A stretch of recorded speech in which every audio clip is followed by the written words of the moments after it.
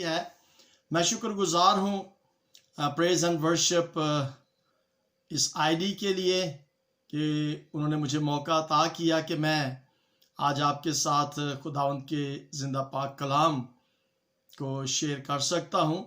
हमारा आज का जो टॉपिक है या अनवान या मजमून है वो है, क्या आपने सही जूते पहने हैं?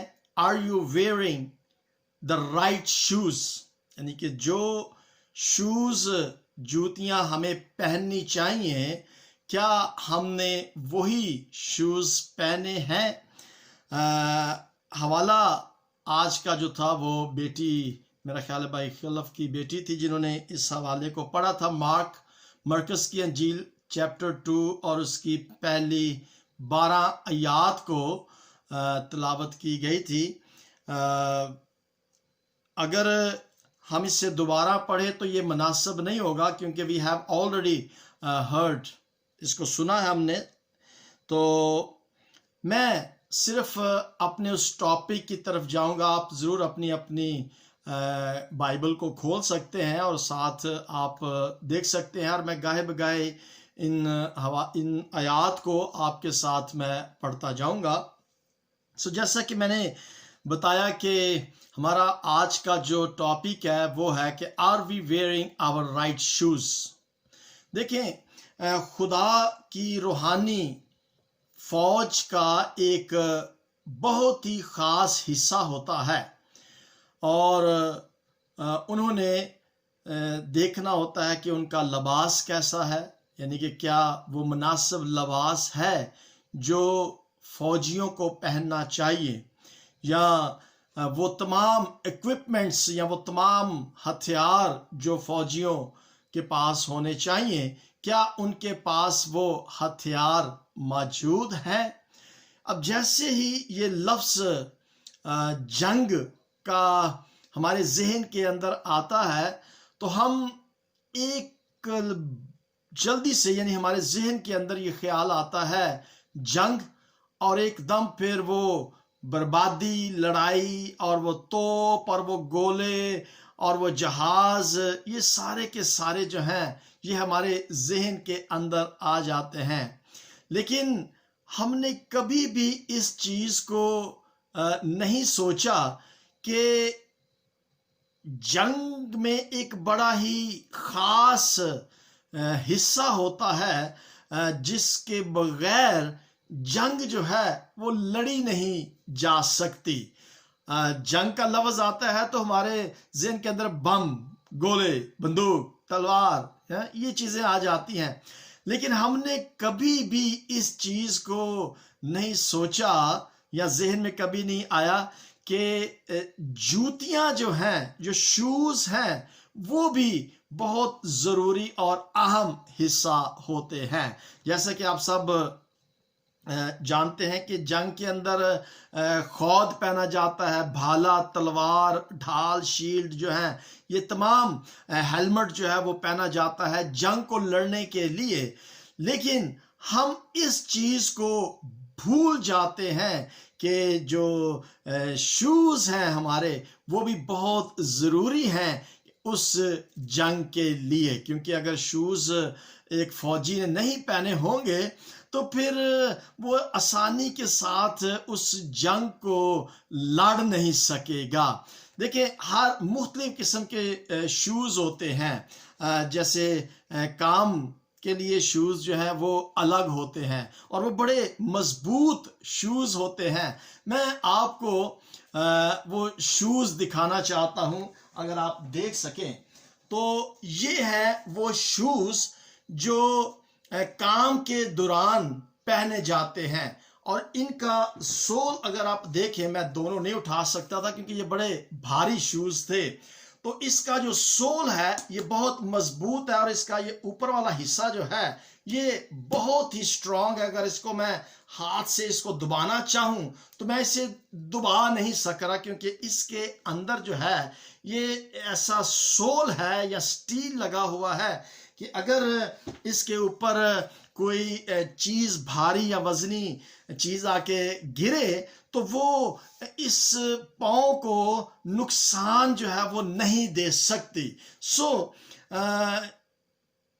अलग अलग किस्म के शूज होते हैं। जो फायर ब्रिगेडर का काम करते हैं उनके शूज अलग होते हैं, जो फार्मर किसान है वो काम करते हैं उनके शूज अलग होते हैं, या जो आइस पर स्केटिंग करते हैं उनके शूज जो हैं, यानी कि जो डोर टू डोर सेल्समैन जाते हैं उनके शूज अलग होते हैं, जो ट्रक ड्राइवर होते हैं जो हैवी लोड का काम करते हैं उनके शूज जो हैं वो डिफरेंट होते हैं। सो हर काम के लिए एक मुनासिब जूतियां जो है, शूज जो हैं वो इस्तेमाल किए जाते हैं जो उस काम के मुनासिब। इसका मतलब है कि ये शूज जो हैं ये उस काम के अंदर बहुत ही खास रोल जो है वो अदा करते हैं। उसकी वजह यह है क्योंकि अगर जूती सही नहीं है, आपके शूज जो है वो सही नहीं है, तो फिर उस शूज का नुकसान क्या होता है कि आप अच्छे तरीके से चल नहीं सकते, या वो शूज जो है जब वो आपको लगते हैं तो उससे दर्द जो है वो होता है और आपका पाँव जो है वो प्रोटेक्ट भी नहीं होता और आप अच्छे तरीके से चल नहीं सकते ना। दूसरी चीज़ें भी होती हैं जो जैसे मिसाल के तौर पर अगर ये शूज़ मुझे फिट नहीं है तो मैं, अगर वो टाइट है तो फिर मैं अच्छे तरीके से चल नहीं सकूंगा, काम नहीं कर सकूंगा। या और जैसे अगर शर्ट है तो ये शर्ट अगर मुझे टाइट होगी तो मैं कंफर्टेबल महसूस नहीं करूंगा, लेकिन मैं मैनेज जरूर कर सकूंगा, मुझे दर्द नहीं होगी। लेकिन अगर शूज टाइट है या लूज है तो फिर मैं चल नहीं सकूंगा, और अगर टाइट है तो फिर उससे मुश्किल चलने भी हो सकती है, उसमें से दर्द भी हो सकती है, जख्म हो सकते हैं। और वो जब पाँव सही ना हो, दर्द हो रही हो, तो फिर ना सही तरीके से काम किया जाता है, बल्कि एक दुनिया जो है वो एक अलग सी दुनिया नजर आती है। तो ये दर्द जो है, ये मुश्किल जो है, अगर एक फौजी के पाँव जो है वो शूज उसके सही नहीं है तो फिर वो सही तरीके से जंग जो है वो नहीं लड़ सकेगा। और बहुत सारे ब्रांड्स भी होते हैं शूज के ना, कईयों के पसंद होता है कि ये ब्रांड जो है, मैं नाइक के शूज जो है वो पहनूंगा, मुझे ये पसंद है, मैं कोई और दूसरा ब्रांड जो है वो इस्तेमाल नहीं करूंगा या उसे मुझे पसंद नहीं है। लेकिन आपका ब्रांड फर्क हो सकता है, मेरी पसंद फर्क हो सकती है, या शर्ट है उसका ब्रांड फर्क हो सकता है। Everybody have their different brands, what they want, what they like, they will try to have only that brand.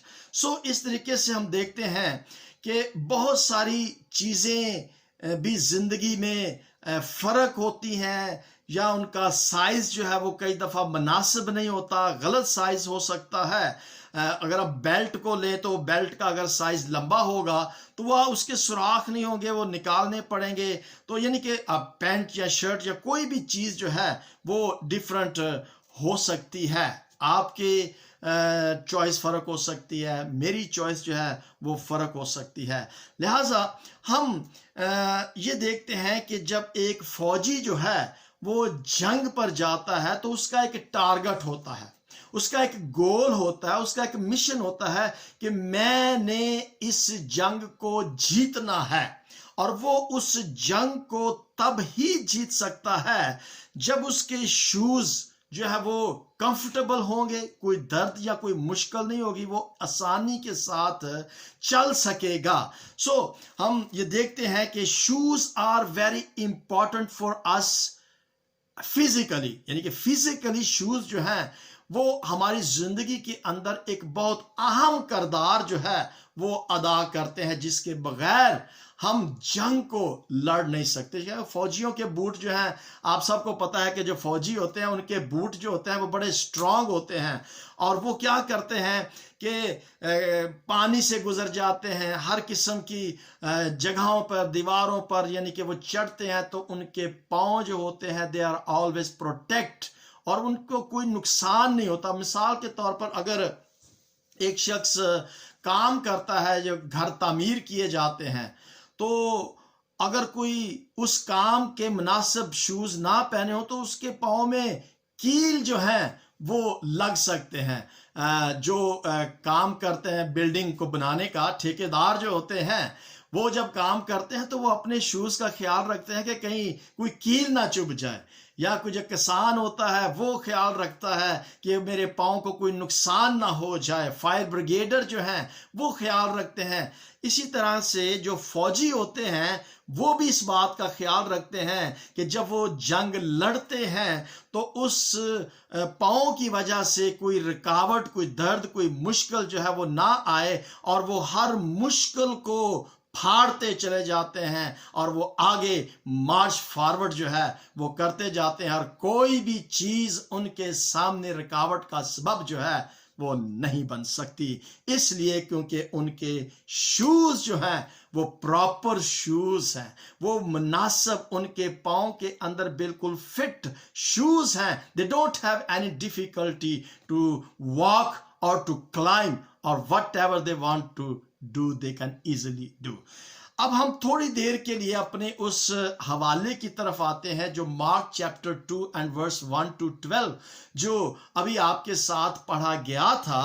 वहां पर हम देखते हैं कि रूहानी, अब थोड़ी सी रूहानी जंग की बात करेंगे कि अगर हम रूहानी तौर पर कोई जंग लड़ रहे हैं, if we are fighting a spiritual war, then what kind of shoes we should have so that we can win the war. I'm talking about the spiritual war. रूहानी जंग की मैं बात कर रहा हूं. So we should have a मुनासिब proper shoes. रूहानी तौर पर हमें वो शूज पहनने की जरूरत है so that we can defeat the war. So हम देखते हैं, एक हवाला मेरे साथ निकालिएगा. We will read Romans chapter 10. If you have your Bibles with you, please turn with me. Romans chapter 10, and I will read only 2 verse 14 and 15. Romeo का खत, पौलुस रसूल का खत रोमन की कलीसिया के नाम, उसका 10वां बाब और उसकी 14वीं और 15वीं आयत को मैं आपके साथ मिलकर पढ़ना चाहूंगा. रोमन्स चैप्टर 10 10वां बाब 14 और 15 आयत में लिखा है, मगर जिस पर वो ईमान नहीं लाए उससे क्यों कर दुआ करें, और जिसका जिक्र उन्होंने सुना नहीं उस पर ईमान क्यों कर लाएं, और बगैर मनादी करने वाले के क्यों कर सुने, और जब तक वो भेजे ना जाएं मनादी क्यों करें. चनाचा लिखा है, क्या ही खुशनमा हैं उनके कदम जो अच्छी चीजों की खुशखबरी देते हैं. क्या ही खुशनमा उनके कदम हैं, यानी कि जो खुदा के कलाम की खुशखबरी देते हैं, जिनके वसीला से खुदा का कलाम चलकर उनके घरों में आता है. अब देखिए, खुदा के कलाम को घरों तक पहुंचाने के लिए कदमों की जरूरत है. जब तक वो कदम चलकर नहीं जाएंगे, यहां पर खुदावंद का बंदा पौलुस रसूल रोमन की कलीसिया को यही फरमाता है कि खुशनमा है उनके कदम, यानी कि वो पांव जो खुदा के कलाम को लेकर दूसरों के पास जाते हैं ताकि वो खुदा के कलाम की उस गुड न्यूज को, खुशखबरी को सुन सकें और ईमान लेकर आए और खुदावंद के करीब आए. यहां पर लिखा है कि जब तक कोई मनादी करने वाला नहीं होगा, जब तक कोई कलाम को सुनाने वाला नहीं होगा, जब तक कोई दुआ करने वाला नहीं होगा, तो वो ईमान कैसे लेकर आएंगे. क्योंकि खुदा के कलाम में लिखा है कि ईमान सुनने से पैदा होता है और सुनना खुदा के कलाम से.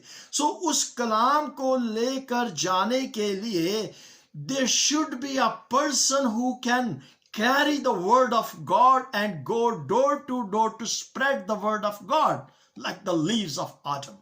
So मेरे भाइयों, मेरे अजीज बहनों, यहां पर खुदावंद का बंदा पौलुस रसूल रोमन की कलीसिया के साथ मुखातब होते हुए फरमाता है कि बगैर मनादी करने वाले के क्यों कर सुनेंगे? If nobody will preach the word of God, then who will listen the word of God? It means we have to carry the word of God door to door, and to those who are unbelievers, they don't believe, they don't love Jesus Christ, we should carry the word of God, the love of God to them.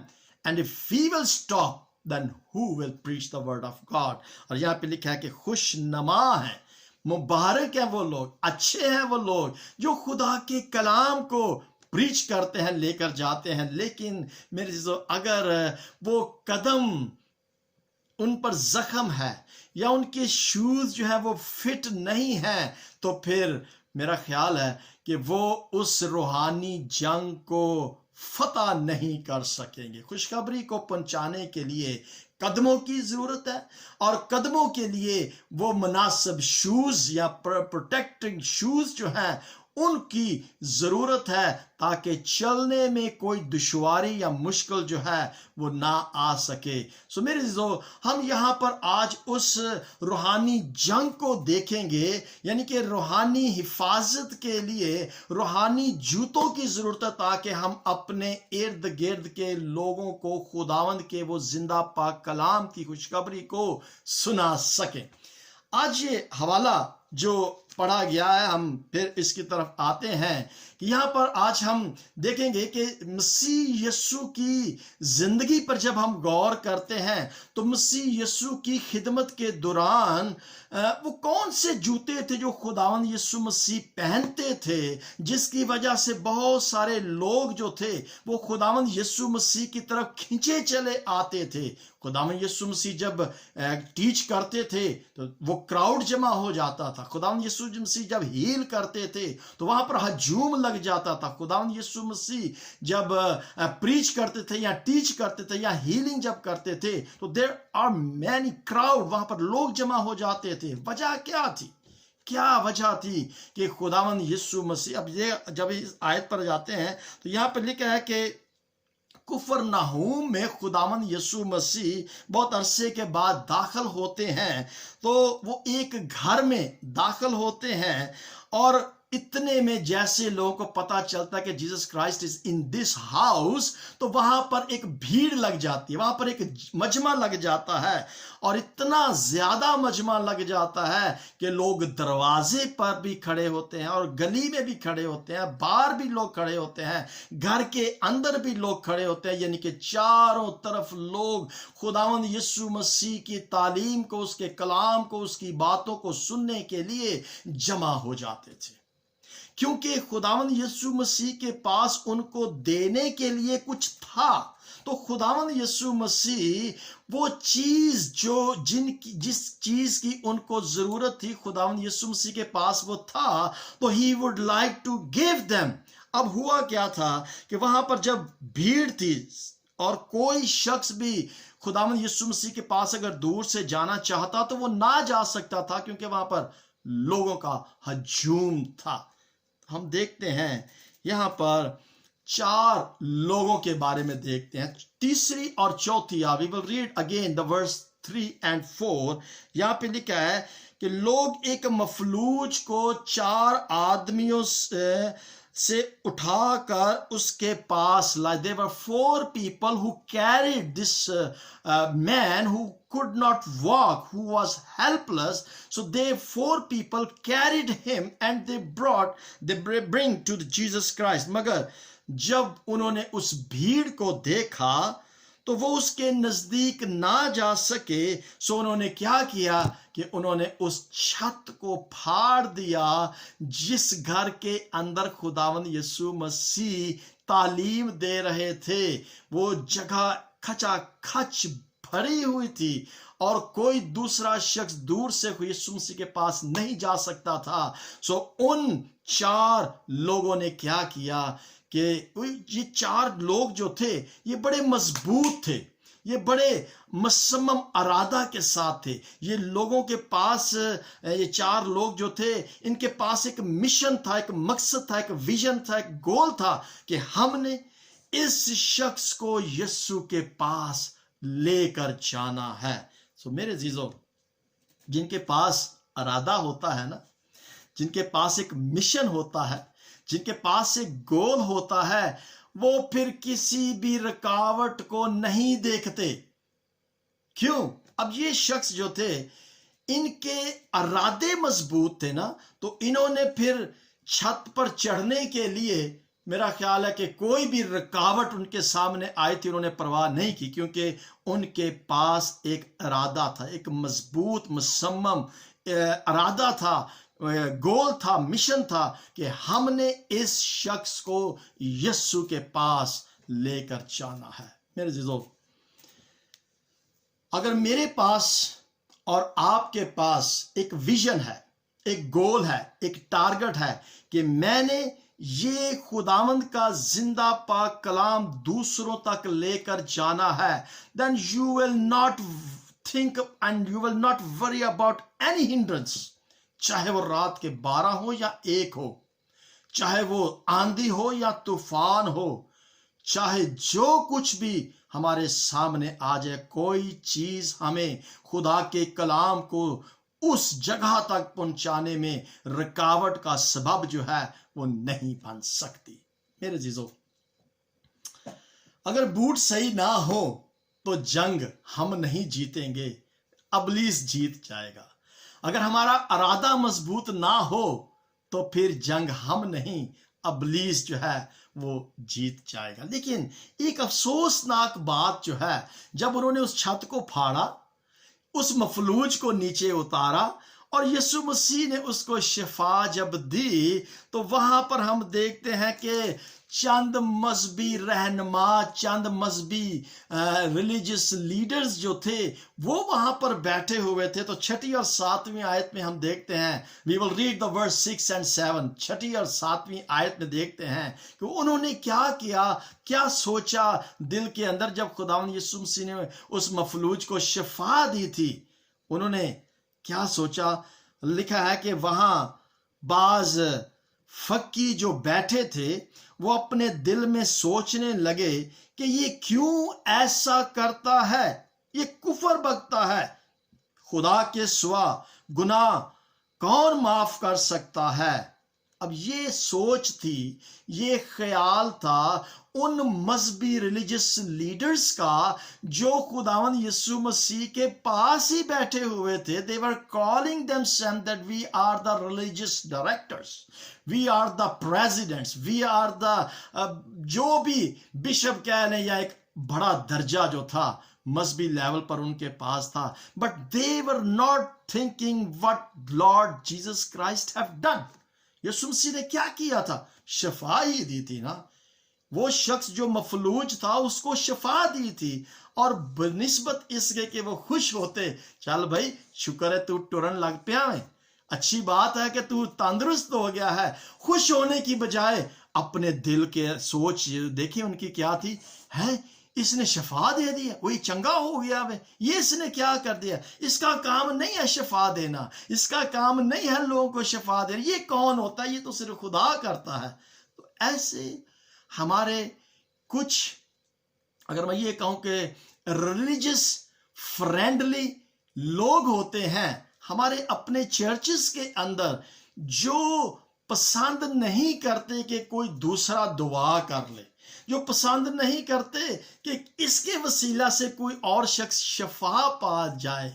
मेरे जीजो, ऐसे religious friendly friends जो होते हैं वो ही नुक्ताचीनी करना शुरू हो जाते हैं। तो फिर मेरे जीजो, ये वो दर्द हैं, ये वो जख्म हैं, ये वो मुनासिब शूज नहीं हैं जिनको पहनकर जंग को जीता जा सकता है। जब दर्द होता है, किसी दोस्त की तरफ से जब ठेस लगती है, जब नुकसान होता है, दिल टूटता है, परेशानी आ जाती है, टेंशन आ जाती है, तो फिर वो मिशन, वो काम जो खुदा ने हमें दिया है करने के लिए, ऑल ऑफ अस, चाहे हम एल्डर्स एंड डीकन्स हैं, we are just the members, we all have a mission to spread the word of God. And if we are fed up or hurt by anybody who is our friend, then maybe हम थोड़ा सा पीछे हट जाए, discourage हो जाए. लेकिन मेरे अजीजों, जब हमारे इरादे मजबूत हैं तो फिर कोई भी चीज जो है वो सामने नहीं आ सकती. I will read last text आपके साथ मैं पढ़ना चाहूंगा. If you have your Bible मेरे साथ निकालें. पहला पत्रस उसका 5वां बाब, 1 Peter chapter 5, and I will read only one verse 8. 8वीं आयत को पढ़ेंगे. पहला पत्रस 5वां बाब और उसकी 8वीं आयत में लिखा है, तुम होशियार और बेदार रहो. तुम होशियार और बेदार रहो. अब होशियार और बेदार का मतलब हम सब समझते हैं कि हमें चौकन्ना रहने की जरूरत है, परवाह नहीं करनी. कोई आपको डिस्करेज करे, don't worry, let him do. हमारा ईमान मजबूत होना चाहिए. तुम्हारा मुखालिफ अबलीस क्या कर रहा है कि वो गरजने वाले शेर बब्बर की तरह ढूंढता फिरता है कि किसको फाड़ खाए. अब ऐसे शेर बब्बर हमारी कलीसियाओं में है जो गरजते हैं अबलीस की तरह. वो फाड़ने की कोशिश करते हैं, वो गुमराह करने की कोशिश करते हैं कि कहीं इनके वसीला से खुदा का कलाम उन ईमानदारों के पास ना पहुंच जाए जो ईमान में कमजोर हैं, जो चल नहीं सकते, जो खुद यीशु के पास जा नहीं सकते, जो रूहानी तौर पर मफलूज हैं. आज हमारे इर्द गिर्द बहुत सारे ऐसे लोग हैं जो रूहानी तौर पर मफलूज हैं, और उन मफलूजों को ऐसे दोस्तों की जरूरत है. ये मफलूज के दोस्त थे ना जिन्होंने उसकी चारपाई को उठाया. और ऐसे दोस्त जो हैं, आज मेरे जीजो मैं भी हो सकता हूं. वो अच्छे मजबूत मुसम्मम इरादा के दोस्त भाई आरिफ भी हो सकते हैं, भाई एल्बर्ट भी हो सकते हैं, भाई आबद, भाई नजीर हो सकते हैं. Anybody can help other. अगर मेरे जीजो हमारे आसपास कोई ऐसा शख्स है जो स्पिरिचुअली मफलूज है, उस मफलूज तक पहुंचने के लिए आज मेरी और आपकी जरूरत है. कई दफा हमको अपने साथी फौजियों से भी बचने की जरूरत होती है. जब वो डिस्करेज करते हैं तो मेरे अजीजों, उन दोस्तों से घबराने की जरूरत नहीं है. खुदा के सवा, सिर्फ और सिर्फ खुदा के सवा और हमें हिम्मत देने वाला कोई और शख्स नहीं है. कोई और यीशु के अलावा शिफा देने की कुदरत और गुनाह को माफ करने की कुदरत नहीं रखता. आइए हम अपने आप को उन रूहानी जूतियों से लेस कर लें. अब ये जूती जो है ये ईमान है. ये ऐसा ईमान है जो इन 4 लोगों के अंदर पाया जाता था, इन 4 दोस्तों के पास पाया जाता था, और उन्होंने अपने उस मफलूज दोस्त को शफा दे दी. क्या ही मुसम्मम इरादा के ये रूहानी दोस्त है. अगर अभी तक हमने अपने आप को रूहानी तौर पर तैयार या मजबूत नहीं किया, रूहानी तौर पर अगर हमने अपने आप को लेस नहीं किया, और अभी तक अगर हम अबलीस के फॉलोअर्स हैं, उसके पीछे जा रहे हैं, तो फिर मेरे जीजो जंग हम नहीं जीतेंगे, जंग अबलीस जीत जाएगा. एंड आई डोंट वांट कि अबलीस जो है वो फातेह हासिल करे. मैं दुआ करता हूं, ईमान रखता हूं कि यीशु वो जंग को जीते. मैं और आप जो बिलीवर्स हैं, हम उस जंग को जीते. याद रखें, खुदा की फौज के सिपाही होते हुए मुश्किलात आएंगी, दुख आएंगे, दर्द आएगी, तकलीफ आएगी, लेकिन अगर हमारे दोस्त अच्छे हैं, मजबूत हैं, तो फिर कोई दर्द की परवाह नहीं है, कोई मुश्किल की, कोई दुख की, कोई बीमारी की परवाह निश्ता, परवाह की जरूरत नहीं है. याद रखें, हम उन 4 मजबूत ईमानदार भाइयों की तरह उन मजबूत जूतों को पहनने की हमें जरूरत है जो हर रुकावट को तोड़ देते हैं, जो हर छत को फाड़ देते हैं, चाहे वो लेंटर का हो तो चाहे सीसीआर का हो, कैसा भी छत हो, उस छत को वो फाड़ देते हैं। आए हम अपने अंदर वो मजबूत मुसम्मम इरादा, वो गोल, वो टारगेट जो है, वो मकसद जिसके लिए हम इस जमीन पर आए हैं, उसको लें और खुदा के जलाल के लिए उठ खड़े हों और ऐसे रूहानी बीमारों को तलाश करें जिनको शफा की जरूरत है, जो यीशु के पास जिनको लाने की जरूरत है। और इस मिशन को मैंने और आप सब ने पूरा करना है। God bless you all. Thank you very much.